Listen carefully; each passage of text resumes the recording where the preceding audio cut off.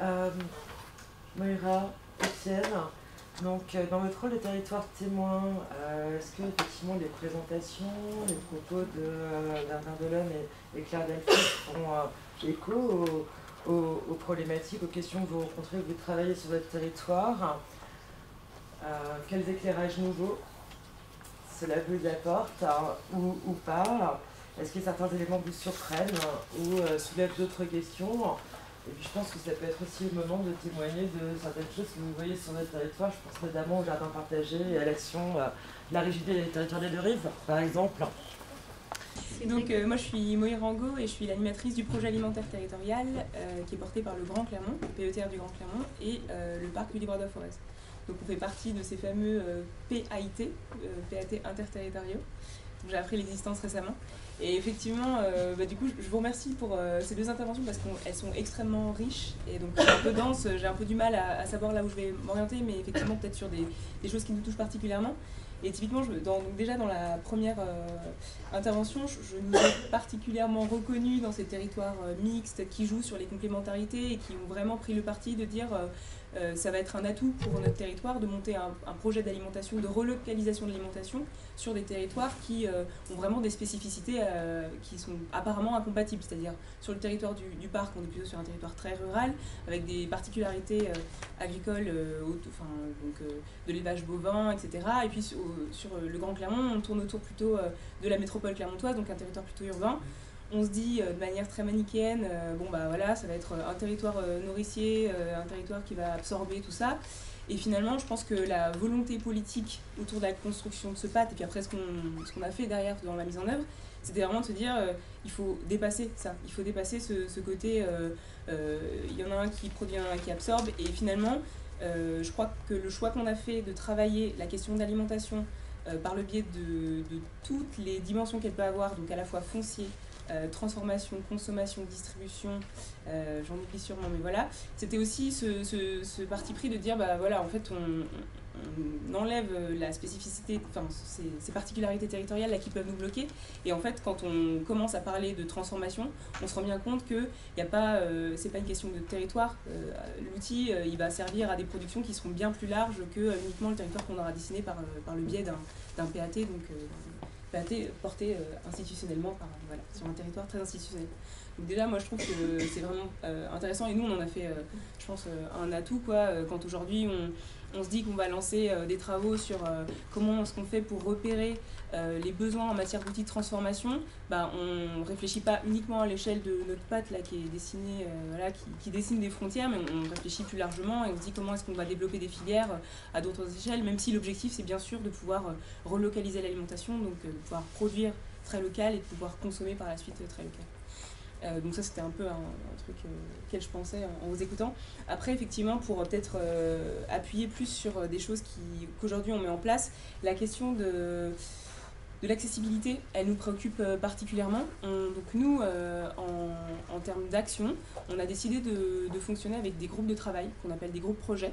Et donc, ces groupes projets, leurs thématiques, elles sont très liées aux enjeux qu'on a remarqués, qu'on a fait ressortir particulièrement dans notre PAT. Et parmi ces enjeux, il y a la question de justement l'accessibilité à des produits de qualité, sains et locaux. Alors, je n'aurais pas la prétention de savoir ce que c'est, de savoir décrire particulièrement ce que c'est un produit de qualité, un produit sain, etc. Mais par ailleurs, on se dit vraiment qu'il y a des enjeux forts. Et en travaillant avec ces groupes, notamment le groupe sur la santé et alimentation, et le groupe jardin et autoproduction alimentaire, on se rend compte que la question de la mobilité est un déterminant extrêmement fort de cette question de l'alimentation locale. Pas plus tard que l'autre jour, j'étais sur un atelier. En fait, nous, on travaille pour intégrer les enjeux alimentaires dans les contrats locaux de santé sur notre territoire. Donc, en se disant que toutes les fiches d'actions qui concernent la santé et l'environnement, elles peuvent aussi concerner la santé, environnement, alimentation. Et du coup, le premier enjeu duquel on discute avec les professionnels sur le terrain, c'est aujourd'hui, c'est difficile pour certaines populations précaires, âgées, etc., d'aller vers des lieux de consommation où il y a des produits locaux, où il y a des produits de plus grande qualité, etc., qui leur soient accessibles. Donc ça, c'est quelque chose sur lequel on aimerait se pencher très fortement. Et puis la question je vais essayer de faire un peu court comme ça, on va rester dans le timing et puis je pourrais laisser Parisienne, mais la question de l'autoproduction alimentaire et des jardins, du coup on la travaille par le biais d'un groupe, encore un groupe de travail, qui se dit, ben voilà, on se repose la question de la relocalisation de l'alimentation. Nous, au niveau du PAT, on a un cadre de référence, donc on rassemble un maximum d'acteurs. Et c'est souvent des acteurs représentatifs de structures plus importantes. Mais les habitants, dans cette question de la relocalisation, ils ont aussi toute leur place. Et donc, ils ont aussi leur place dans la manière dont on les accompagne pour qu'eux puissent eux-mêmes produire leur production. Et ça, c'est quelque chose qui est hyper important. Ils ont beaucoup de demandes, enfin, les acteurs, alors à la fois associatifs, mais aussi collectivités et habitants, ils ont énormément de demandes sur comment est-ce qu'on fait pour accéder à du foncier, pour pouvoir planter, voilà, faire notre jardin. Comment est-ce qu'on fait pour accéder à des données techniques qui nous permettent d'aller plus loin que uniquement planter des petites tomates, etc. Alors c'est déjà très bien, mais ils ont parfois d'autres ambitions. Et comment est-ce qu'on fait pour être mis en réseau avec des acteurs qui, sur le terrain, travaillent déjà là-dessus et peuvent nous permettre de monter en compétences, d'aller sur des échanges d'autres qualités. Et donc ça, c'est quelque chose de très fort. Et je rajoute quelque chose, encore une fois, sur la question de la mise en réseau. Finalement, on s'est rendu compte dans ces ateliers de groupe Projet Jardin qu'il y avait énormément de structures de soins qui venaient nous voir en disant bah, « Nous, aujourd'hui, on a envie de faire du jardin un élément, un outil du parcours de soins. » Et donc, du coup, d'aller vers du jardin thérapeutique, notamment, qui nous permettrait de changer le regard sur la santé, sur le bien-être, etc. Et donc, c'est des choses sur lesquelles on aimerait s'appeler. Voilà. Si je peux juste compléter. Si tu m'autorises, on a remarqué par exemple en faisant des enquêtes auprès des personnes âgées que parfois le refus d'aller dans une maison de retraite c'était pour pas lâcher le jardin. C'est un argument très fort. Pareil pour le marché, j'ai pas assez insisté tout à l'heure, mais c'est quelque chose qui est aussi très très fort parce que c'est pas seulement un lieu où on s'approvisionne, c'est un lieu de sociabilité où on sort. Et l'accès au foncier pour le jardin, c'est pour ça que je disais que c'est un peu un impensé des politiques d'urbanisme parce que ça dépend beaucoup aussi de la structure villageoise ou de la structure des bourgs. Moi je viens de la région Île-de-France, les villages sont comme ça et les jardins étaient autour, comme en Picardie. Et le autour, c'est aujourd'hui les lotissements, donc ils ont disparu et le reste c'est de la terre agricole. Donc on a ces questions et puis on a un peu travaillé avec Mathilde Ferrand qui est intervenue ce matin dans un autre atelier sur la question de la pauvreté.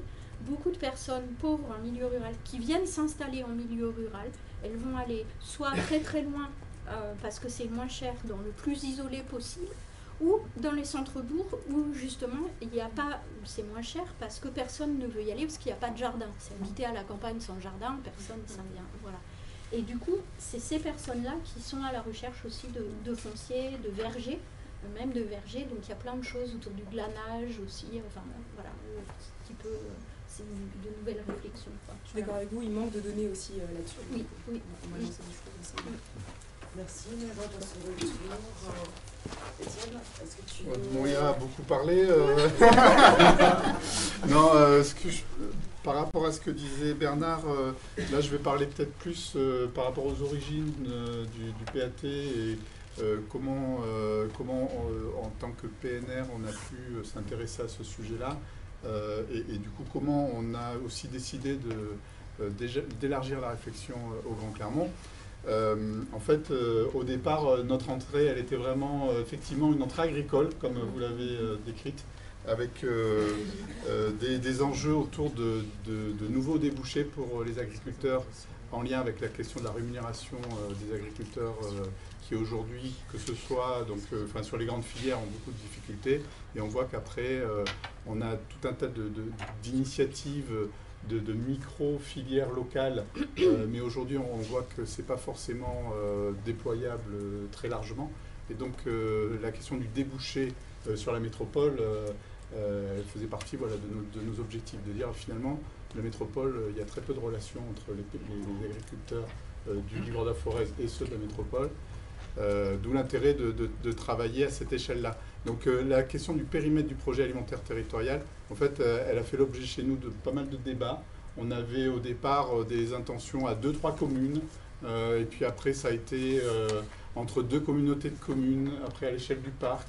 Et puis finalement, nos élus se sont dit, mais c'est bien finalement avec la métropole et le Grand Clermont, du coup, qu'il faut qu'on réfléchisse. Donc du coup, on a une convention entre le parc et le Grand Clermont pour travailler sur cette thématique-là.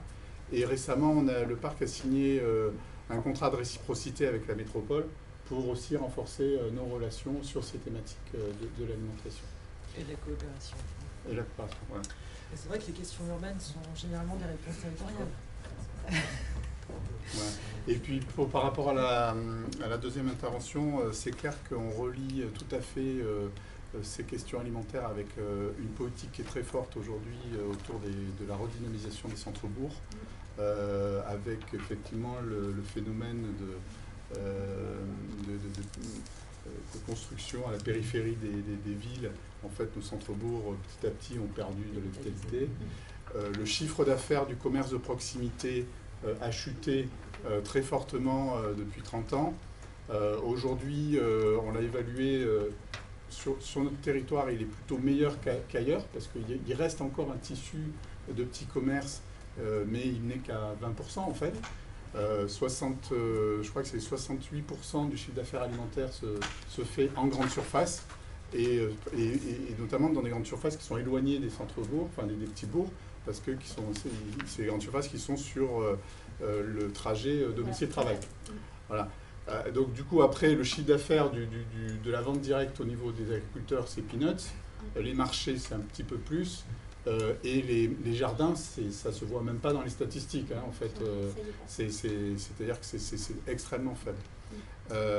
Mais aujourd'hui, je pense qu'il y a quand même beaucoup d'initiatives dans les territoires ruraux pour reconquérir les centres-bourgs, parce qu'en fait, il y avait deux alternatives. Soit on mettait des barricades autour des centres-bourgs qui sont complètement en train de dépérir, soit on mène des actions combatives pour les redynamiser. Et effectivement, c'est en recréant des zones très étroites, en fait, il faut faire un effort que beaucoup d'élus ont du mal à faire, hein, de relocaliser le commerce autour d'une place, au sein d'une rue, parce que c'est la concentration commerciale qui recrée du dynamisme commercial. Donc comme on a eu une baisse importante du nombre de petits commerces, eh bien aujourd'hui il y a certains bourgs, on a la boulangerie d'un côté, la boucherie qui est tout de l'autre côté. Eh bien il y a un travail d'urbanisme à faire au sein de chaque centre-bourg pour relocaliser les commerces autour d'une petite place, faire du travail autour des aménagements publics, des espaces publics, pour faire en sorte que l'expérience de l'habitant qui va faire ses courses, elle soit agréable. On peut facilement garer sa voiture, on peut cheminer en tant que piéton facilement. Et puis après, il y a tout le travail qui est fait pour réhabiliter le patrimoine. Et souvent, ça passe par... on est obligé de raser des bouts des îlots pour recréer des espaces de visibilité, mais aussi des jardins. On a des initiatives, je vous invite à aller à Ouliergue par exemple, où il y a une opération comme ça qui a été menée, qui a permis de réinstaller un commerçant, de faire du logement par-dessus et de recréer un petit espace de jardin. Et ça a aéré le centre-bourg pour redonner du dynamisme. Mais le PNR Livradois de la Forêt est très en pointe sur la revitalisation de ces baux et sur un urbanisme rural. Voilà. Okay. Bernard. Deux petites réflexions. Alors, une en rapport avec ça, c'est malgré tout, enfin, je le dis parce que c'est pas forcément très constructif, entre guillemets, mais n'oublions pas quand même que sur ces grandes discussions qu'on a aujourd'hui autour de la éventuellement relocalisation de l'alimentation, on vit quand même dans un pays où plus de 70% de la population est en milieu urbain. Donc, bon, encore une fois, je suis le premier à défendre que les espaces ruraux et les bourgs dits ruraux doivent absolument aujourd'hui faire plus que de la résistance, entre guillemets, et se redévelopper.